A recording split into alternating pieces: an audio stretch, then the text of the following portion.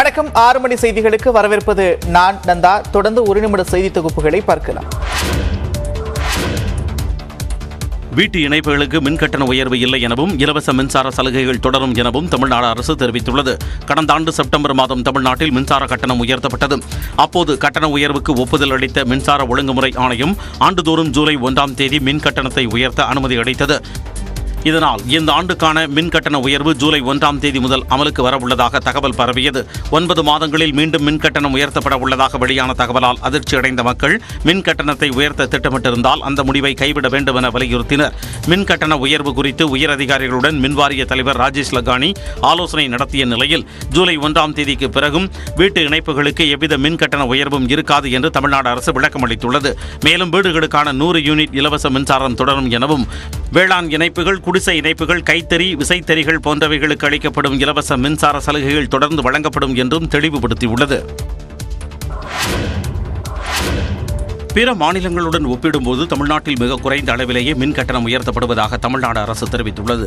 மின் கட்டண உயர்வு தொடர்பாக விளக்கம் அளித்துள்ள தமிழ்நாடு அரசு மின்சார ஒழுங்குமுறை ஆணைய கணக்கீட்டின்படி தற்பொழுது 4.7% மின் கட்டணம் உயர்த்தப்பட வேண்டும் என குறிப்பிட்டுள்ளது.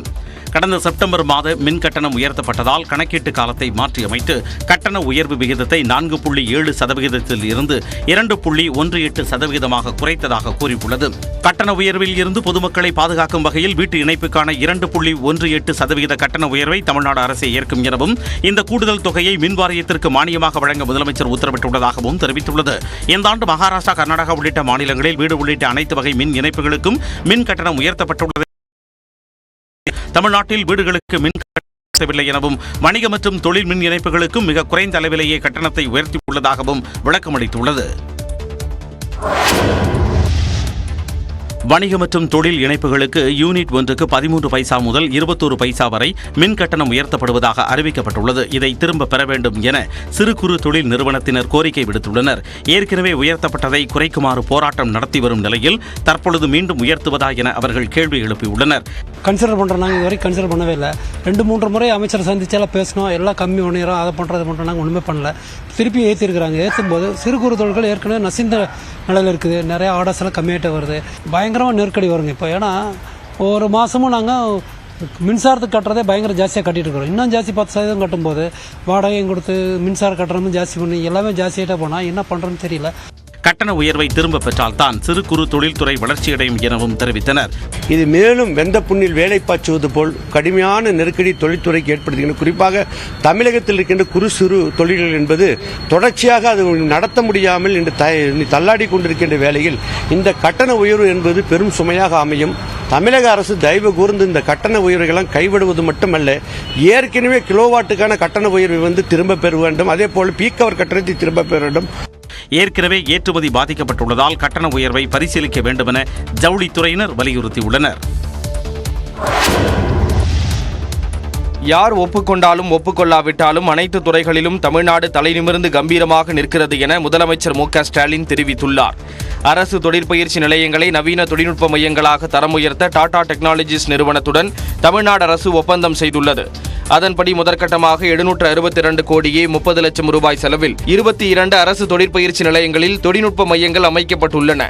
இந்த மையங்களில் ரோபோட்டிக்ஸ், மின்சார வாகனங்களுக்கான மெக்கானிக் போன்ற நவீன திறன் பயிற்சிகள் வழங்கப்பட உள்ளதாக தெரிவிக்கப்பட்டுள்ளது. காஞ்சிபுரம் மாவட்டம் முரகடத்தில் அமைக்கப்பட்ட மையத்தை முதலமைச்சர் மு.க. ஸ்டாலின் தொடங்கி வைத்தார்.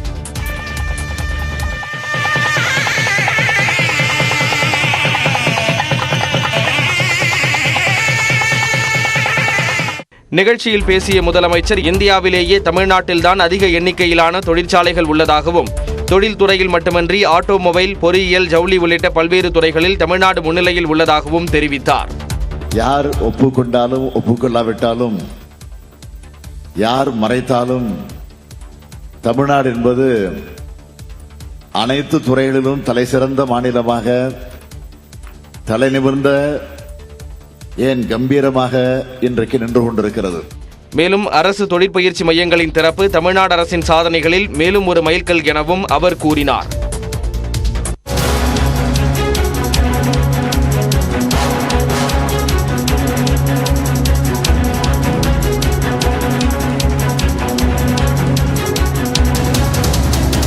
மத்திய பிரதேச மாநிலத்தில் 300 அடி ஆழ்துளை கிணற்றில் விழுந்த குழந்தை மீட்கப்பட்டிருக்கிறது. சுமார் 55 மணி நேர மீட்பு பணியில் தற்போது குழந்தை உயிருடன் மீட்கப்பட்டிருக்கிறது. அண்மை செய்தியாக பார்த்து வருகிறோம். தொடர்ச்சியாக 3 நாட்களாக ஆழ்துளை கிணற்றில் விழுந்த குழந்தையை மீட்கும் பணி என்பது நடைபெற்று வந்தது.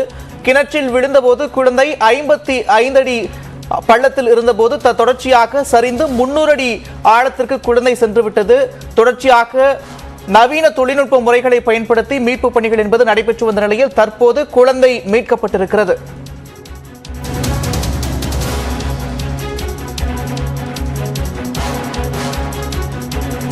மூன்று நாட்களாக தீவிரமாக நடைபெற்று வந்த மீட்பு பணிக்கு வெற்றி கிடைத்திருக்கிறது. 300 அடி பள்ளத்தில் இருந்த குழந்தை தற்போது உயிருடன் மீட்கப்பட்டிருக்கும் நிலையில் குழந்தைக்கு தற்போது தீவிர சிகிச்சை என்பது வழங்கப்பட்டு வருகிறது. 55 மணி நேர போராட்டத்திற்கு பிறகு சுயநினைவின்றி தற்போது குழந்தை மீட்கப்பட்டிருக்கிறது. மீட்கப்பட்ட குழந்தைக்கு தற்போது தொடர்ந்து மருத்துவ சிகிச்சை என்பது வழங்கப்பட்டு வருகிறது.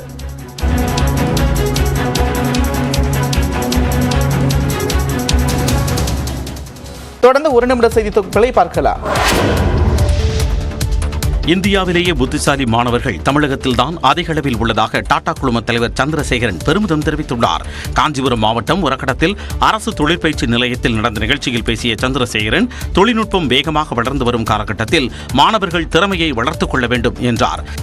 ஆர்டிஃபிஷியல் இன்டெலிஜென்ஸுக்கு என்ன வேணும்னாக்க டேலண்ட் வேணும். இந்தியாவில் தான் மேக்ஸிமம் டேலண்ட் இருக்கு. இந்தியாவில் தமிழ்நாட்டில் இன்னும் ஜாஸ்தி டேலண்ட் இருக்கு. இந்தியாவுக்குள்ள சர்வதேச நிறுவனங்கள் இந்தியாவை நோக்கி முதலீடுகளுக்கு வருவதாகவும் சந்திரசேகரன் குறிப்பிட்டார். எல்லாரும் இந்தியாவில் தொழிற்சாலைகள் ஆரம்பித்து வேர்ல்டு சப்ளை செயினுக்கு இங்கேருந்து எப்படி சப்போர்ட் பண்ணலாம், because of the concentration in China which they want to change and also because the capability that is there in India. எந்த விதத்தில் பார்த்தாலும் we are in a very unique position. அடுத்து வரும் 10 ஆண்டுகளில் செயற்கை நுண்ணறிவு பெரிய பங்காற்றும் என்றும் சந்திரசேகரன் தெரிவித்தார்.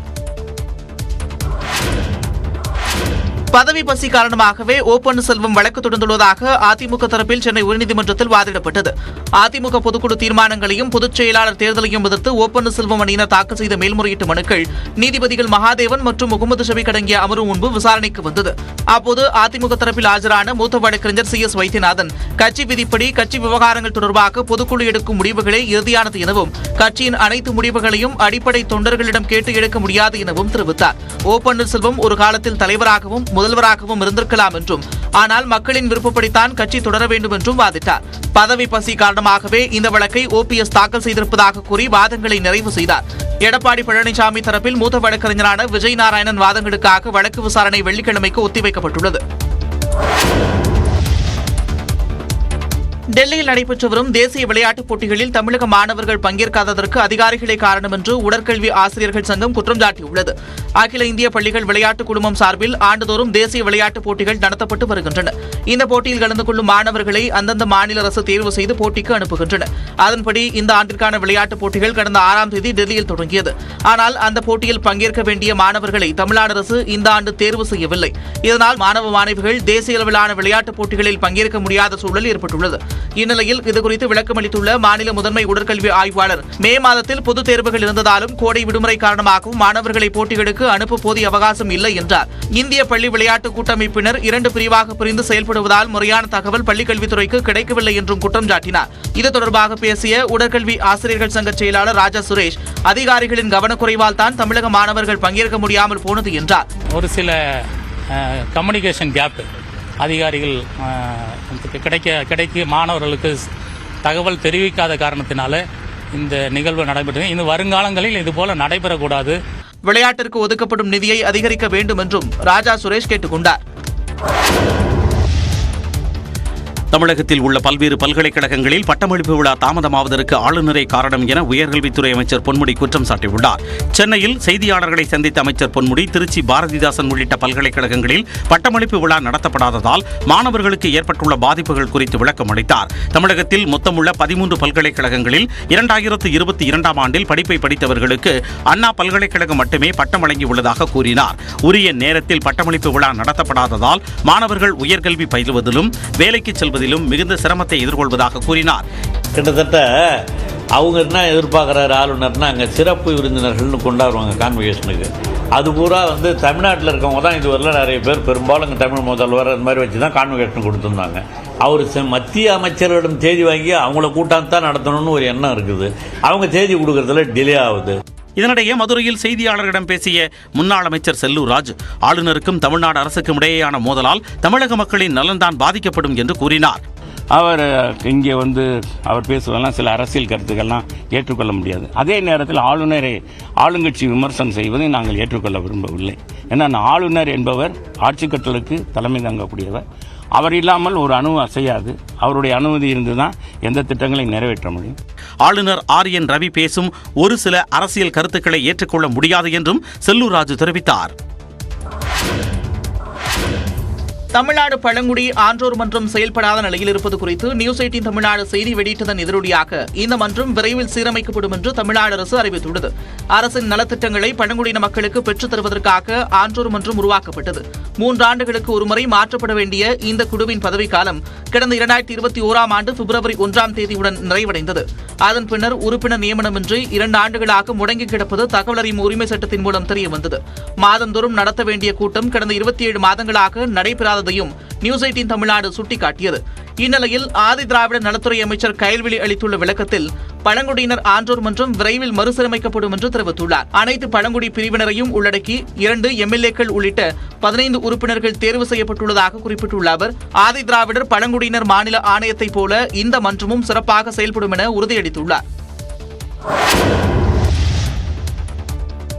சென்னை ஸ்டான்லி மற்றும் தருமபுரி அரசு மருத்துவக் கல்லூரிகள் தொடர்ந்து இயங்க அனுமதி அளிக்கப்பட்டுள்ளதாக அமைச்சர் மா சுப்பிரமணியன் தெரிவித்துள்ளார். சென்னையில் செய்தியாளர்களிடம் பேசிய அவர், தமிழ்நாட்டில் 3 மருத்துவக் கல்லூரிகள் மூடப்படுவது போன்ற மாயத்தோற்றம் உருவாக்கப்பட்டதாக சாடினார். மருத்துவக் கல்லூரிகளில் உள்ள சிறு குறைகளும் சரி செய்யப்பட்டு அறிக்கை வழங்கப்பட்டதாகவும், அதைத் தொடர்ந்து தேசிய மருத்துவ ஆணையக் குழுவினர் கல்லூரிகளுக்கு நேரடியாக வந்து ஆய்வு மேற்கொண்டதாகவும் கூறினார். அதன் அடிப்படையில் தற்பொழுது சென்னை ஸ்டான்லி மற்றும் தருமபுரி அரசு மருத்துவக் கல்லூரிகளுக்கான அங்கீகார ரத்து சான்று திரும்பப் பெறப்பட்டுள்ளதாக அமைச்சர் தெரிவித்துள்ளார். ஸ்டான்லி அரசு மருத்துவக் கல்லூரிக்கும் தர்மபுரி அரசு மருத்துவக் கல்லூரிக்கும் அவர்கள் அனுப்பிய தாக்குதை திரும்ப பெற்றுக் கொண்டார்கள். இந்த கல்லூரிகள் ஏன் ரத்து செய்யக்கூடாது என்பதிலிருந்து அவர்கள் திரும்ப பெற்று மேலும் 5 ஆண்டுகள் நீடிப்பதற்கு, இந்த கல்லூரிகள் இயங்குவதற்கு தடையில்லை என்று அறிவித்திருக்கிறார்கள். மேலும் மருத்துவ இடங்களுக்கான பொது கலந்தாய்வை மாநில அரசை நடத்திக் கொள்ளலாம் என மத்திய அரசு தெரிவித்திருப்பதாகவும் அமைச்சர் மா சுப்பிரமணியன் கூறினார். ரெப்போ வட்டி விகிதத்தில் மாற்றமில்லை என்று ரிசர்வ் வங்கி அறிவித்திருப்பதால் வங்கிக் கடன் பெற்றவர்கள் நிம்மதியடைந்துள்ளனர். நாணய கொள்கை கூட்டத்திற்கு பிறகு செய்தியாளர்களை சந்தித்த ரிசர்வ் வங்கி ஆளுநர் சக்திகாந்த தாஸ், இந்திய பொருளாதாரம் வலுவான நிலையில் உள்ளதாக கூறினார். நாட்டின் பணவீக்கம் கட்டுக்குள் இருப்பதாக தெரிவித்த சக்திகாந்த தாஸ், பணவீக்கத்தை கட்டுப்படுத்துவதில் முன்னேறிய நாடுகளை விட இந்தியா சரியான பாதையில் பயணிப்பதாகவும் தெரிவித்துள்ளார். 500 ரூபாய் நோட்டுகளை திரும்பப் பெறுவது பற்றியோ 1000 ரூபாய் நோட்டுகளை மீண்டும் அறிமுகப்படுத்துவது குறித்தோ ரிசர்வ் வங்கியிடம் எந்த திட்டமும் இல்லை என சக்திகாந்த தாஸ் விளக்கம் அளித்தார். 2000 ரூபாய் நோட்டுகள் திரும்பப் பெறப்படுவதால் வங்கிகளுக்கிடையே பணப்புழக்கம் அதிகரித்திருப்பதாகவும் அவர் கூறினார். வங்கிகளுக்கு ரிசர்வ் வங்கி வழங்கும் குறுகிய கால கடன்களுக்கான ரெப்போ வட்டி விகிதம் 6.5% தொடரும் எனவும் சக்திகாந்த தாஸ் அறிவித்தார். இதனால் EMI தொகையில் மாற்றம் இருக்காது என்பதால் வீடு வாகன கடன் பெற்றவர்கள் நிம்மதியடைந்துள்ளனர். கடந்த ஓராண்டில் மட்டும் ரெப்போ வட்டி விகிதம் 2.5% அதிகரித்ததால் வங்கிக் கடன் செலுத்துவோரின் தவணைத் தொகை கணிசமாக உயர்ந்திருப்பது குறிப்பிடத்தக்கது. தொடர்ந்து 1 நிமிட செய்திகளை பார்க்கலாம்.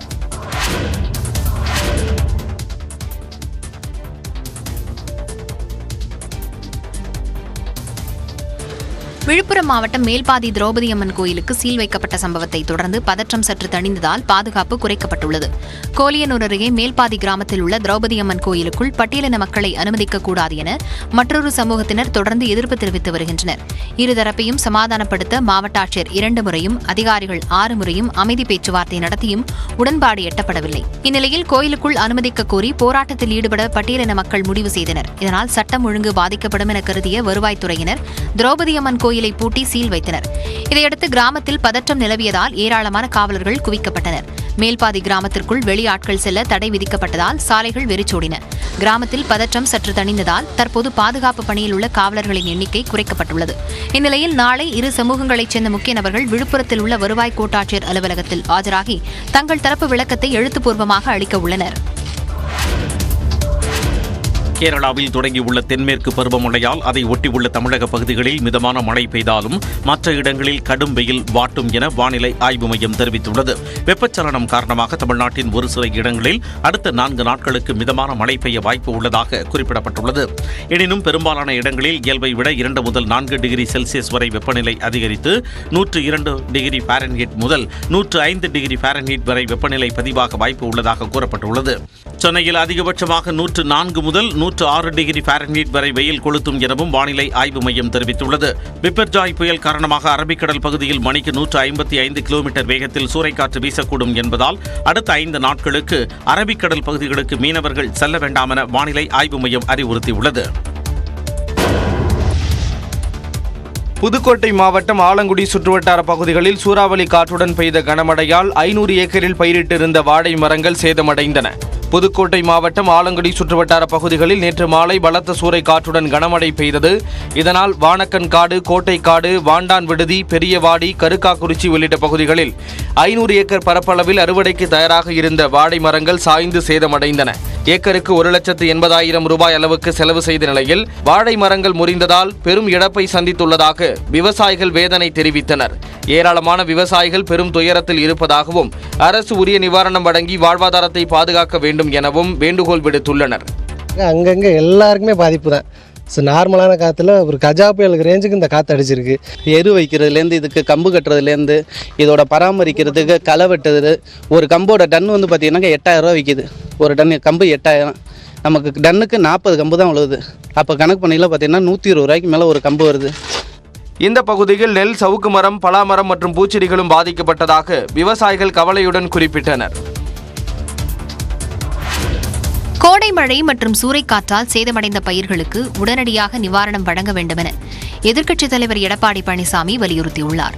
கடலூர் மாவட்டம் குறிஞ்சிப்பாடி தொகுதியில் 20 கிராமங்களில் 1000 ஏக்கரில் பயிரிடப்பட்டிருந்த வாழை, கரும்பு, தேக்கு, பலா உள்ளிட்டவை மழையால் பாதிக்கப்பட்டதாகவும், விருதாச்சலம் தொகுதியில் பல்வேறு கிராமங்களில் வீசிய சூறைக்காற்றால் பலாமரங்கள் சேதமடைந்ததால் லட்சக்கணக்கான விவசாயிகளுக்கு இழப்பு ஏற்பட்டிருப்பதாகவும் அவர் தெரிவித்துள்ளார். இதேபோல தூத்துக்குடி மாவட்டத்தில் முருங்கை மரங்கள் அதிக அளவில் சேதமடைந்ததாகவும் குறிப்பிட்டுள்ளார். கடலூர் மாவட்டத்தில் பெயரளவில் ஒரு இடத்தில் மட்டும் அமைச்சர் MRK பன்னீர்செல்வம் ஆய்வு செய்ததாகவும், விவசாயிகளுக்கு ஆறுதல் கூற வேண்டிய அவர் மிரட்டுவது போல நடந்து கொண்டதாகவும் எடப்பாடி பழனிசாமி கண்டனம் தெரிவித்துள்ளார். மழை மற்றும் சூறைக்காற்றால் சேதமடைந்த பயிர்களை உடனடியாக கணக்கெடுக்க வேண்டும் எனவும், வாழ்வாதாரத்தை இழந்துள்ள விவசாயிகளுக்கு முழுமையான நிவாரணத்தை வழங்க வேண்டும் எனவும் அரசுக்கு எதிர்க்கட்சித் தலைவர் எடப்பாடி பழனிசாமி வலியுறுத்தியுள்ளார். ஜாமீன் நிபந்தனைகள் முறையாக பின்பற்றப்படுகிறதா என்பதை கண்காணிப்பதற்காக ஒவ்வொரு காவல் நிலையத்திலும் பதிவேடுகளை பராமரிக்க வேண்டும் என்று காவல்துறை டிஜிபி சைலேந்திர பாபு தெரிவித்துள்ளார். இது தொடர்பாக காவல் ஆணையர்கள் மற்றும் கண்காணிப்பாளர்களுக்கு சுற்றறிக்கை அனுப்பப்பட்டுள்ளது. ஒவ்வொரு குற்றம் சாட்டப்பட்ட நபருக்கும் நீதிமன்றம் விதிக்கும் நிபந்தனைகளை கொண்ட ஒரு பதிவேட்டை ஒவ்வொரு காவல் நிலையத்திலும் பராமரிக்க வேண்டும் என தெரிவிக்கப்பட்டுள்ளது. இதனை கையாள காவலர் அல்லது தலைமை காவலர் அந்தஸ்தில் ஒருவரை ஒவ்வொரு காவல் நிலையத்திலும் நியமிக்கப்பட வேண்டும் என குறிப்பிடப்பட்டுள்ளது. நிபந்தனைகளை பின்பற்றாத நபர் குறித்து வழக்கு தொடர்புடைய அரசு குற்றவியல் வழக்கறிஞரின் கவனத்திற்கு கொண்டு சென்று ஜாமீனை ரத்து செய்ய உதவ வேண்டும் என்றும் கேட்டுக் கொள்ளப்பட்டுள்ளது. அண்மை செய்திகளுக்கு இணைந்திருங்கள். இது நியூஸ் 18 தமிழ்நாடு.